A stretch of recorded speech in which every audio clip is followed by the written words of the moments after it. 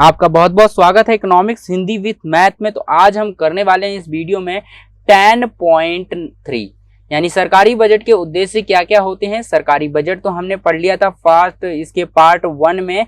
यह है macro economics class 12 का चैप्टर 10 सरकारी बजट। यहाँ तक हमने देखा था सरकारी बजट और अर्थव्यवस्था, ठीक है, यानी government budget and the economy. ये चैप्टर है 10th मैक्रो इकोनॉमिक्स का। ये हमने फर्स्ट पार्ट कर लिया था, यहाँ तक हमने कंप्लीट कर लिया था। ये सेकंड पार्ट है वीडियो का। देखिए, मैं आपको बताना चाहता हूँ कि अगर आपको कोई वीडियो नहीं मिलती है, क्लास 11th या 12th की जो है इकोनॉमिक्स की चैप्टर्स की वीडियो नहीं मिल रही है, तो आप उसके वीडियो के डिस्क्रिप्शन में जाइए, वहाँ पर आपको सभी वीडियो के जो है लिंक चैप्टर वाइज आपको मिल जाएंगे। वहां से आप किसी भी वीडियो के लिंक पर क्लिक कर सकते हैं, वहां से आपको आसानी से वीडियो मिल जाएगी, ठीक है। तो आप इस तरह से जा सकते हैं, या फिर भी अगर वहां से नहीं मिलती है तो आप जा सकते हैं ये प्ले लिस्ट पर जा सकते हैं चैनल की। तो यहाँ प्ले लिस्ट पर आपको सारी वीडियो मिल जाएंगी, ठीक है। मैं कोशिश करूंगा कि सारी वीडियो के लिंक आपको जो है वीडियो के डिस्क्रिप्शन में दे दूं, ताकि आपको और भी आसानी हो।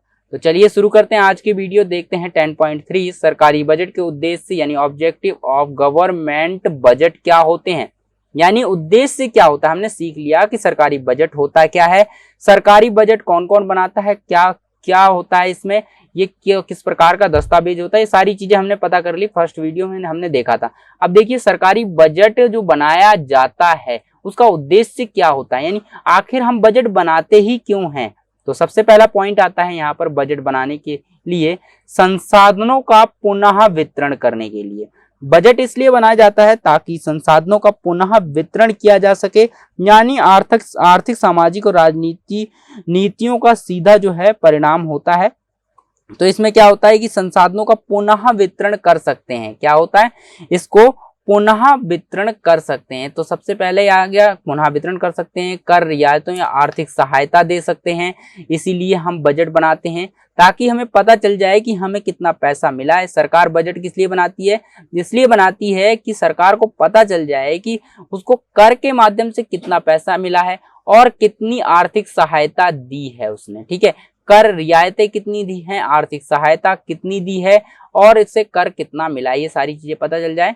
उसके बाद यहाँ पर वस्तु और सेवाओं का प्रत्यक्ष रूप से उत्पादन करना, यानी वस्तु और सेवाओं का प्रत्यक्ष रूप से कितना उत्पादन किया जाए, इसका पता लगाने के लिए सरकार बजट बनाती है। सरकार बजट क्यों बनाती है, संसाधनों का पुनः वितरण करने के लिए बनाती है, ताकि संसाधनों का पुनः वितरण जनता में किया जा सके, ठीक है। कि सरकार पता लगाने के लिए बनाती है कि आर्थिक सहायता कितनी दी जानी चाहिए या नहीं दी जानी चाहिए। तो ये सारी चीजों का पता लगाने के लिए संसाधनों को जनता में बांटने के लिए सरकार क्या करती है, सरकार यहाँ पर बजट बनाती है, ठीक है। नंबर 2, आय और संपत्ति में असमानता को कम करना है, यानी बजट क्या करता है, आय और संपत्ति में असमानता, जो आय और संपत्ति के बीच असमानता होती है उसको कम करता है। कौन, बजट कम करता है, ठीक है। आय और संपत्ति की यहाँ बजट कम करता है। उसके बाद अब देखेंगे क्या है, यहाँ पर आता है थर्ड पॉइंट, आर्थिक स्थिरता रखता है, यानी बजट क्या बनाए रखता है, आर्थिक स्थिरता बनाए रखता है। मतलब बजट से हमें पता रहता है कि एक वर्ष में अगर हमारे पास इतना खर्च हुआ है और कितना हमारे पास जो है पैसा आया है। तो सरकार इस तरह से बजट के माध्यम से पता लगा कर रखती है कि सरकार का पैसा कितना खर्च हुआ है और कितना उसने कमाया है।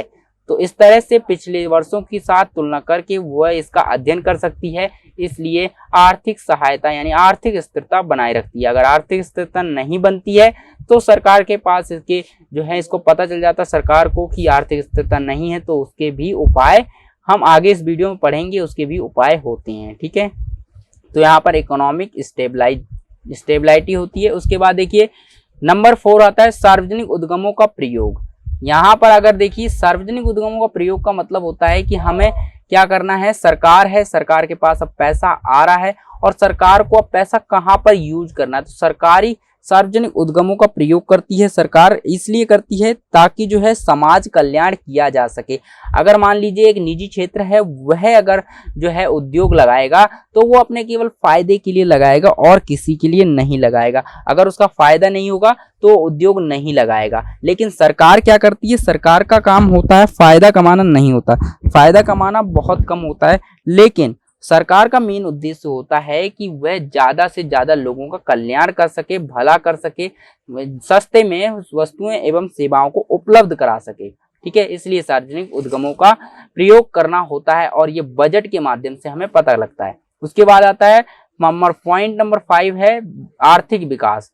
आर्थिक विकास का कैसे हमें पता चलता है, गवर्नमेंट बजट जो बनता है वो आर्थिक विकास को और संकेत कैसे करता है। आर्थिक विकास का मतलब है, देखिए कि यहाँ पर जो है बहुत सारा क्या होता है, स्फीतिक प्रवृत्तियां उभरती रहती हैं। सरकार अपने व्यय को कम भी करती है और सरकार अपने व्यय को बढ़ाती रहती है। इस तरह से क्या होता है, जब अवस्फीतिक जो होती है ना स्थिति होती है तो सरकार अपने व्यय को बढ़ा सकती है। यानी अवस्फीतिक स्थिति में सरकार क्या करती है, अपने व्यय को बढ़ा देती है और स्फीतिक में जो है यहाँ पर व्यय को कम कर देती है। तो इस प्रकार से जो है आर्थिक विकास में भी बजट सहायता करता है, क्योंकि अब बजट बनाने से सरकार को पता चल जाता है कि अब खर्चा कब बढ़ाना है और खर्चा कब कम करना है। उसके बाद पॉइंट नंबर 6 क्षेत्रीय असमानता को कम करना। यहाँ पर बजट जो है क्षेत्रीय असमानता को कम करता है। यानी यहाँ पर कम कैसे करता है क्षेत्रीय असमानता को, सार्वजनिक उद्गमों, यहाँ पर क्या होता है क्षेत्रीय असमानता को कम करता है। क्षेत्रीय असमानता का मतलब होता है कि आर्थिक दृष्टिकोण से पिछड़े क्षेत्रों में उत्पादन इकाइयों को स्थापित करने में प्रोत्साहन करता है। इसका मतलब क्या है, प्रोत्साहन करता है। जो उद्योग होते हैं जो पिछड़े होते हैं यानी छोटे मोटे उद्योग होते हैं, उनमें क्या करता है, उनको जो है प्रोत्साहन करता है, उनकी मदद करता है। यानी बजट के माध्यम से सरकार को पता चलता है कि कहाँ पर क्या है, कितना पैसा हमें लगाना चाहिए, कहाँ पर नहीं लगाना चाहिए। तो इस प्रकार से, और कितना पैसा हमें आया है, कितना पैसा हमारा लगा है, तो ये सारी चीजें हमें बजट के माध्यम से पता चलती हैं। और जब ये पता चल जाती हैं तो हम क्षेत्रीय असमानता को कम कर सकते हैं, क्योंकि हमें पता चल गया है कि किस उद्योग को कितने पैसे की जरूरत है, हमारे पास कितना पैसा है। तो इस प्रकार से हम क्या कर सकते हैं, क्षेत्रीय असमानता को कम कर सकते हैं। तो सरकार क्या करती है, इस प्रकार से क्षेत्रीय असमानता को कम करती है। तो हमने यहाँ पर देख लिए क्या का, यहाँ पर हमने 6 पॉइंट देखे हैं। काफी ये बहुत ही इंपॉर्टेंट पॉइंट हैं कि क्या सरकार यानी सरकारी बजट के उद्देश्य क्या होता है, सरकारी बजट क्यों बनाया जाता है। ठीक है, तो यहाँ पर आप बता सकते हैं संसाधनों का पुनः वितरण करने के लिए, सरकार यानी संसाधनों को दोबारा से बांटने के लिए जनता में, यानी सरकार आर्थिक सहायता देने के लिए, उसके बाद वस्तु और सेवाओं का प्रत्यक्ष रूप से उत्पादन करने के लिए, आय और संपत्ति में असमानता को कम करने के लिए, आर्थिक स्थिरता को बनाए रखने के लिए, और साथ ही जो है सार्वजनिक उद्गमों का प्रयोग करने के लिए, आर्थिक विकास करने के लिए, क्षेत्रीय असमानता को कम करने के लिए। तो इसलिए जो है बजट का प्रयोग किया जाता है, बजट बनाया जाता है। ठीक है, तो चलिए अब देखते हैं हम 10.4 में बजट के घटक के बारे में पढ़ते हैं। बजट के जो है कितने घटक होते हैं, यानी बजट के कंपोनेंट क्या होते हैं, कंपोनेंट ऑफ बजट क्या क्या होते हैं। तो हमने यहाँ पर देखिए बहुत सारे बजट के कंपोनेंट होते हैं, बजट के घटक होते हैं। तो मुख्य रूप से यहाँ पर 2 होते हैं, राजस्व बजट होता है, दूसरा होता है पूंजीगत बजट।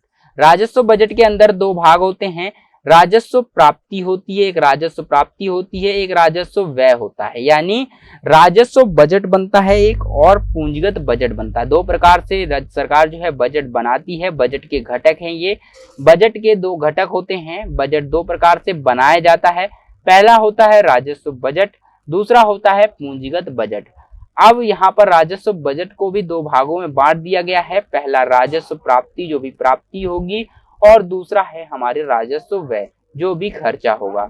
पूंजीगत बजट को भी 2 प्रकार से बांटा गया है, पहला है हमारी पूंजीगत प्राप्ति और दूसरा है हमारा पूंजीगत व्यय। अभी ये सीधे हमारे पास घटक आए हैं, अभी हम आगे जो चैप्टर में जो इनके बारे में विस्तार से पढ़ेंगे। लेकिन अगर मैं इस वीडियो में आपको ये करा दूंगा तो आप बहुत ज्यादा कंफ्यूज हो जाएंगे और आपको समझ में भी नहीं आएगा। तो हम इसके आगे का टॉपिक आगे करेंगे अगली वीडियो में। ठीक है, तो यहाँ पर आप तब तक के लिए आप इतना ही समझ लीजिए कि यहाँ पर बजट के प्रकार कितने होते हैं, बजट के घटक कितने होते हैं। राजस्व बजट यानी बजट के घटक दो प्रकार के होते हैं, पहला होता है राजस्व बजट, दूसरा होता है पूंजीगत बजट। ठीक है, अगली वीडियो हम देखेंगे पूंजीगत बजट क्या होता है, राजस्व बजट, यहाँ पर राजस्व बजट और पूंजीगत बजट क्या होता है, और इन चारों में हम तुलना करेंगे। ठीक है, ए बी सी, यहाँ पर ए बी और ए बी में तुलना करेंगे। ठीक है, तो चलिए फिर मिलते हैं एक नई वीडियो में एक नए टॉपिक के साथ।